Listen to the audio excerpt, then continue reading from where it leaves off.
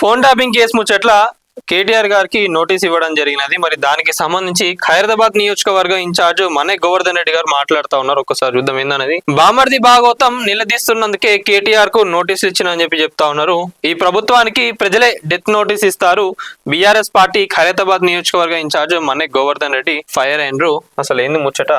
మరి తెలంగాణ రాష్ట్రంలో ఈ కోల్ ఏదైతే ఉందో ఈ బొగ్గుకు సంబంధించి కూడా సింగరేణిని కాపాడుకోవాలని చెప్పి బీజేపీ ప్రభుత్వం ఏం చేసింది? ఒడిశాలో ఉన్న మైన్ ని ఇవ్వడం జరిగినది. ఆడేమైందంటే ఈ టెండర్లు మాకు కావాలని చెప్పి కాంగ్రెస్ లో ఉన్న సీనియర్ నాయకులందరూ కొట్టుకుంటా ఉంటే ఏమైంది? ఆ టెండర్ ఇష్యూ ఏదైతే ఉందో ఈడ కుంభకోణం జరుగుతుంది, స్కామ్ జరుగుతుంది అని చెప్పి బీఆర్ఎస్ నాయకులు హరీష్ రావు గారు మాట్లాడంగా ఏం చేసిండ్రు? వెంటనే హరీష్ రావు గారికి నోటీసులు పంపించిండ్రు. అంటే ఒక డైవర్షన్ పాలిటిక్స్ చేస్తా ఉన్నారని చెప్పి ఈ రోజు బీఆర్ఎస్ నాయకులు అందరూ చెప్తా ఉన్నారు. మనే గోవర్ధన్ రెడ్డి గారు కూడా అదే చెప్తా ఉన్నారు. మరి అదే భాగంగా వీళ్ళు మాట్లాడుతా ఉన్నారు కాబట్టి కాంగ్రెస్ చేస్తున్న అరాచకాలు ఏవైతే ఉన్నాయో దాని గురించి ఈ రోజు మేము నిలదీస్తున్నాం, మాట్లాడుతున్నాం కాబట్టి నోటీసులు పంపించి డైవర్షన్ పాలిటిక్స్ చేస్తా ఉన్నారని చెప్పి చెప్తా ఉన్నారు. ఈ ప్రభుత్వానికి ప్రజలే డెత్ నోటీస్ ఇస్తారని చెప్పి చెప్తా ఉన్నారు. ఇంకోటి ఏంటంటే ఇప్పుడు మున్సిపల్ ఎలక్షన్స్ కూడా రాబోతున్నాయి. దీన్ని బీఆర్ఎస్ పార్టీను బీజేపీ పార్టీ ఎక్కడ బ్రహ్మాస్త్రంగా వాడుకొని కాంగ్రెస్ ని ఓడిస్తుందో అనే భయం కూడా వీళ్ళకి స్టార్ట్ అయిందని చెప్పి చెప్తా ఉన్నారు.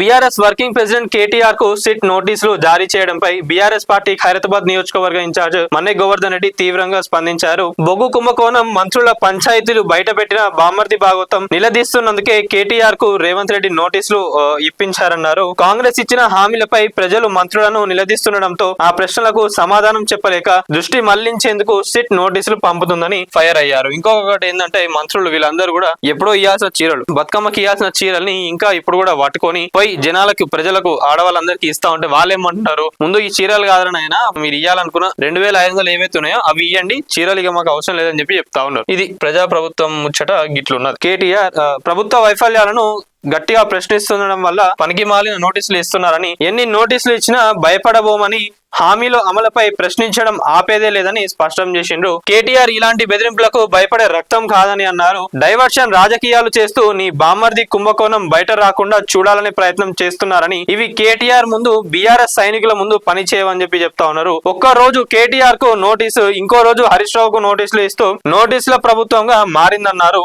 ఈ ప్రభుత్వానికి ప్రజలు డెత్ నోటీస్ ఇచ్చే రోజు దగ్గర పడిందని చెప్పి మన్నే గోవర్ధన్ రెడ్డి గారు చెప్తా ఉన్నారు. మరి దీనిపైన మీరేమనుకుంటున్నారు అనేది ఒకసారి కామెంట్ లో తెలపండి. నిజంగా తెలంగాణ రాష్ట్రంలో ఈ రోజు ప్రజాప్రభుత్వం వచ్చి కూడా 2 సంవత్సరాలు అయింది. ఎప్పుడైనా అపోజిషన్ వాళ్ళు మాట్లాడుతూ ఉన్నారు, వీళ్ళపైన ప్రశ్నిస్తా ఉన్నారు అనగానే నెక్స్ట్ డే వాళ్ళపైన ఏదో నోటీసులు పంపడమో లేదా ఏదో కేసులు పెట్టడమో జరుగుతా ఉన్నది. ఇది ప్రెసెంట్ నడుస్తా ఉన్నది ముచ్చట. మరి దీనికి సంబంధించి ఈ రోజు కేటీఆర్ గారిని కూడా సిట్ అయితే పిలవడం జరిగింది. మళ్ళీ హరీష్ రావు గారిని కూడా పిలిచినాక హరీష్ రావు గారు బయటకు వచ్చినాక కూడా చెప్పింది ఏంటంటే అలా అక్కడ వాళ్ళు మాట్లాడింది లేదు, చేసింది లేదు. గంటకు ఒకసారి వాళ్ళకి ఫోన్ వస్తున్నాయి, బయటికి పోతున్నారు, 5 నిమిషాలు వచ్చి మాట్లాడుతా ఉన్నారు. మళ్ళీ రేవంత్ రెడ్డి గారు ఫోన్ చేస్తానో ఎవరు ఫోన్ చేస్తానో తెలియదు కానీ మొత్తానికి అయితే ఆడ వాళ్ళు చేసింది ఏం లేదు, అడిగింది ఏం లేదు అని చెప్పి చెప్తా ఉన్నారు. మరి వాళ్ళ కేటీఆర్ గారిని కూడా తీసుకుపోయి మరి ఏం అడుగుతారు దీనికి సంబంధించి ఏందనేది కూడా చూడాలి. ఇక మొత్తానికి అయితే బీఆర్ఎస్ నాయకులందరూ, ఇంకా కార్యకర్తలందరూ, వాళ్ళందరూ కూడా గట్టి ఫైర్ మీదనే ఉన్నారు. ఎప్పుడెప్పుడు కాంగ్రెస్ పార్టీని అనగదొక్కాలి అని చెప్పి వీళ్ళందరూ చూస్తా ఉన్నారు. ఇప్పుడు రాబోయే మున్సిపల్ ఎలక్షన్స్ లో మరి దీన్ని అడ్డం పెట్టుకొని ఏ పార్టీ